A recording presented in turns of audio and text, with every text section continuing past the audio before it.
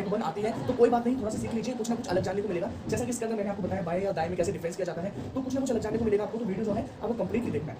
Hello friends, welcome है आपका new channel पर। तो इस चैनल पर मैं आपको पढ़ाने वाला हूँ रीजनिंग। तो रीजनिंग बहुत ही आसान सब्जेक्ट होता है, लेकिन जैसे जैसे इसकी वैल्यूज़ बढ़ रही है आपके एसएससी के अंदर, बैंक के अंदर तो है ही है, तो उस अकॉर्डिंग हम रीजनिंग को थोड़ा सा हाई लेवल पे लेके जाएंगे। तो ये आपकी पहली क्लास होने वाली है इस चैनल के ऊपर भी, और चैनल का भी पहला वीडियो है। तो हम टाइप वाइज आगे बढ़ेंगे।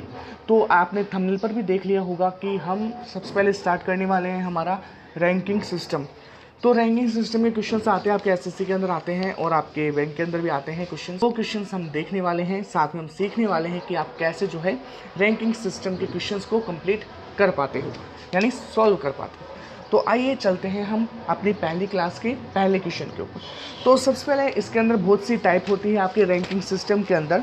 तो इसके अंदर हम टोटल जो है लगभग 5 या 6 टाइप पढ़ेंगे, यानी आपके 5 या 6 वीडियो होने वाले हैं। तो अगर आप रैंकिंग सिस्टम के 5 या 6 वीडियोस टोटली कम्प्लीटली देख लेते हो तो आप अच्छे से सीख जाओगे। तो टाइम ज़्यादा वेस्ट ना करते हैं और जल्दी से टाइप 1 के ऊपर आते हैं। तो इस वीडियो में हम टाइप 1 के बारे में बात करने वाले हैं।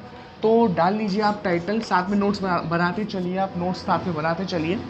तो टाइप 1 की हम बात करते हैं। सबसे पहले टाइप 1, तो इसके अंदर अलग अलग क्वेश्चंस आते हैं। बेसिक जो टाइप 1 रहती है वो हम देखने वाले हैं। तो टाइप 1 क्या होता है कि ये कोई एक पर्सन होता है आपका, ये एक पर्सन है जिसे आप रामू बोल सकते हो। तो जो रामू है वो पागल हो गया है और कोई लाइन थी उसके बीच में जाके खड़ा हो गया है। रामू जो है थोड़ा सा सटिया गया है और वो किसी लाइन के बीच में जाके खड़ा हो गया है। अब एग्जामिनर क्या करेगा, आपसे पूछेगा कि जो ये रामू है ना वो कहाँ जाके खड़ा हो गया है। यानी आपको क्या देगा, यहाँ से आपकी बता देगा कि रामू इस दिशा से कितने नंबर पर है और रामू इस दिशा से कितने नंबर पर है। आपको ये दे दिया जाता है कि ये दे दिया जाता है, मतलब यहाँ से रामू की स्थिति दे दी जाती है, और फिर पूछा जाता है कि टोटल कितने हैं। जैसे टाइप 1 के अंदर हम यही पढ़ेंगे कि आपको इधर से स्थिति दे दी जाएगी रामू की और इधर से स्थिति आपको रामू की दे दी जाएगी, और पूछा जाएगा कि इस पंक्ति के अंदर टोटल कितने लोग खड़े हैं। तो आइए चलते हैं टाइप 1 की तरफ। तो पहला क्वेश्चन लेते हैं, साथ में आपको जो है दिखता रहेगा, जो भी मैं क्वेश्चन बोलूँगा वो आपको स्क्रीन पर दिख जाएगा। तो आते हैं टाइप 1 के पहले क्वेश्चन पर कि एक पंक्ति में राम का बाईं ओर से 7वां स्थान है। अब क्या किया इसने, रामू को हटा दिया और राम को लेके आ गया। तो क्वेश्चन पढ़ते हैं, साथ में आप पढ़ लीजिएगा। तो एक पंक्ति में जो राम है, राम वो एक पंक्ति के बीच में खड़ा है, उसका बाईं ओर से आप जानते होंगे अपना लेफ्ट हैंड, तो उसका बाईं ओर से 7वां स्थान दिया हुआ है, मतलब बाईं ओर से वो 7वें नंबर पर आता है। और आगे पढ़े क्वेश्चन को तो दिया हुआ है कि दाएं ओर से 24वां स्थान है, उसका दाईं ओर से 24वां स्थान है। अब अगर आपको प्रॉब्लम होती है कि दायां कौन सा है बायां कौन सा है, तो बहुत ही आसान तरीका है, मैं आपको बता देता हूँ कि आप जानते होंगे हिंदी जो देवनागरी लिपि में लिखी जाती है, और जो देवनागरी लिपि में ये हिंदी लिखी जाती है तो आप जानते होंगे कि ये बाएं से दाएं लिखी जाती है। यानी यहाँ से आप शुरू करते हो लिखना, जैसे कुछ भी आप लिखते हो तो आप यहाँ से लिखना शुरू करते हो। तो जब भी क्वेश्चन में बोला जाए कि बाएं से, तो आप जैसे लिखते हो हिंदी के अंदर तो वही आपकी बाएं से डिस्टेंस होती है, यानी यहाँ से आपको चलना होता है। तो आई होप आपको जो है क्लियर हो गया होगा कि बाएं से क्या होता है। और जब आप यहाँ से चल रहे हो, ये बाएं से है, तो आप यहाँ से आओगे तो ये आपका दाएं से हो जाएगा। तो ये बेसिक सा जो डिफरेंस था बाएं और दाएं में, वो मैंने आपको समझा दिया है और आपको अच्छे से समझ में आया होगा। तो अब बात करते हैं इस क्वेश्चन पे। तो क्वेश्चन बोल रहा है कि जो राम है वो बाएं से जो देखने पर 7वें नंबर पर दिखता है और दाएं से देखने पर 24वें नंबर पे दिखता है। अब पूछा जा रहा है क्वेश्चन में कि पंक्ति के अंदर कुल कितने सदस्य हैं। अब जैसा कि टाइप 1 है आपकी, तो इसके अंदर हम देखेंगे टोटल जो कैंडिडेट्स हैं वो कितने हैं आपके टोटल पंक्ति के अंदर, टोटल रो के अंदर। तो इसके अंदर क्या है, आई होप आपको जो है समझ में आ रहा होगा, और मैं स्लो इसलिए चल रहा हूँ। अगर आपको टाइप 1 आती है तो कोई बात नहीं, थोड़ा सा सीख लीजिए, कुछ ना कुछ अलग जानने को मिलेगा। जैसा कि इसके अंदर मैंने आपको बताया बाएं या दाएं में कैसे डिफरेंस किया जाता है, तो कुछ ना कुछ अलग जानने को मिलेगा आपको। तो वीडियो जो है आपको कंप्लीटली देखना है।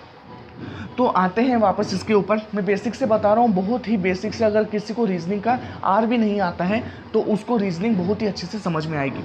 तो 7वां स्थान राम का, 24वां इधर से है। अब बच्चे क्या करेंगे, 24वां इधर से है, 24 बच्चे इधर होंगे, 7 बच्चे इधर होंगे, जोड़ दो तो 24 और 7 कितना हो जाएगा हमारा, 24 और 7 31 बच्चे हो जाएंगे। लेकिन क्या होता है, आपने अगर गौर से देखा हो, इसने इधर से बताया 7वां नंबर यानी राम 7वें नंबर पे है, इधर से बताया 24वां यानी राम 24वें नंबर है। तो आपने देखा कि राम को जो है इन्होंने 2 बार गिन लिया है। तो अपन क्या करेंगे, ये तो माना सही है आपका, 2 बार गिन लिया, लेकिन राम तो एक ही है, तो हम क्या करेंगे, इसमें से एक राम को बाहर निकाल देंगे और एक राम हमारा बच जाएगा। यानी टोटल जो कैंडिडेट्स है वो इस पंक्ति के अंदर कितने, 30 आपके टोटल कैंडिडेट्स हो जाएंगे। तो इस तरह आपको जो है ये क्वेश्चंस करने होते हैं जो कि आपके टोटल कैंडिडेट्स के रहते हैं। तो अब हम एक क्वेश्चन और देखते हैं, उसके बाद एक क्वेश्चन आपको करना होगा, कमेंट में उसका आंसर आपको बताना होगा। तो चलते हैं देखते हैं। तो दूसरा जो आपका क्वेश्चन रहने वाला है, वो दूसरा क्वेश्चन आपका रहने वाला है कि एक पंक्ति में अमित अब ऊपर से लेके आ रहा है, तो ऊपर और नीचे वाले में तो कोई प्रॉब्लम नहीं होती होगी आपको।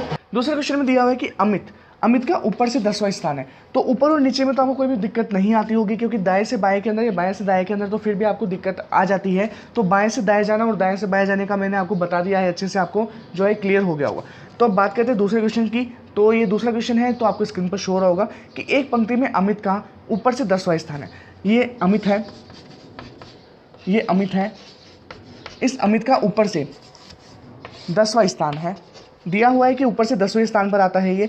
और अगर इसको नीचे से देखा जाए तो नीचे से ये आपका 41वें स्थान पर आता है। तो अब पूछा जा रहा है कि इसमें टोटल कितने लोग हैं।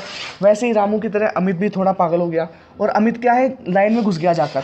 अब लाइन में घुस गया तो जो उसको ढूंढने वाला था उसने आगे से देख लिया, उसने पीछे से देख लिया, लेकिन उसको समझ में नहीं आया। उसने क्या किया, पहले आगे से देखना चालू किया, तो उसने आगे से गिनना चालू किया, तब उसने देखा कि 10वें नंबर पर अमित खड़ा है, और पीछे से देखना चालू किया तो उसने देखा 41वें नंबर पर है। तो आगे से और पीछे से गिनना भूल गया, यानी उसने टोटल गिनने, मतलब जो टोटल थे वो गिनना वो भूल गया, यानी उसको टोटल लोग समझ में नहीं आए। तो उसने क्या किया, एग्जाम में क्वेश्चन डाल दिया और सोचा कि बच्चे इसको सॉल्व करके बताएंगे। तो ऊपर से 10वें स्थान पर है और नीचे से 41वें स्थान पर है, लेकिन आप जो है उसे सॉल्व कर दोगे। तो ये 10वें स्थान पर है तो हमने क्या किया, 10 लिया, नीचे से 41वें स्थान पर है तो हमने 41 लिया और दोनों को जोड़ दिया। तो जब आप जोड़ोगे तो ये 51 आ जाएगा। लेकिन एक बात, ये 51 आंसर नहीं होगा आपका, 51 आपको ऑप्शन के अंदर मिलेगा और बच्चे जो है जल्दी से इसको टिक कर देंगे और आगे बढ़ जाएंगे, लेकिन 51 आपका आंसर नहीं होगा। इसके अंदर आपको क्या बात ध्यान रखनी है, जैसे कि मैंने आपको राम का एग्जाम्पल दिया था, उसी तरह जो अमित है उसको भी हमने 2 बार गिन लिया, लेकिन पता नहीं चला। लेकिन अब कैसे देखेंगे इसको, तो ये हमने देखा कि ऊपर से 10वें नंबर पे है, यानी जो अमित है वो आपका 10वें नंबर पे है। उसके बाद हमने नीचे से देखा, यानी 41वें नंबर पे अमित है आपका। तो आपने देखा होगा हमने 10वें नंबर पे भी अमित को देख लिया और 41वें नंबर पे भी अमित को देख लिया। हमने अमित को 2 बार गिन लिया, जबकि अमित तो एक ही है। तो हम क्या करेंगे, इसमें से एक अमित को बाहर निकाल देंगे, तो बचे 50। तो 50 लोग जो है इस पंक्ति में खड़े हैं और अमित जाकर बीच में खड़ा हो गया है। तो इस तरह ये आपका क्वेश्चन कंप्लीट हो गया। इसमें आपका आंसर जो है 50 है। पहला हमने क्वेश्चन किया जिसके अंदर आपका 30 आंसर आया। आई होप आपको पहली टाइप समझ में आ गई होगी। तो हम नेक्स्ट वीडियो में दूसरी टाइप देखेंगे। तो आपको स्क्रीन पर जो है थर्ड क्वेश्चन शो हो जाएगा।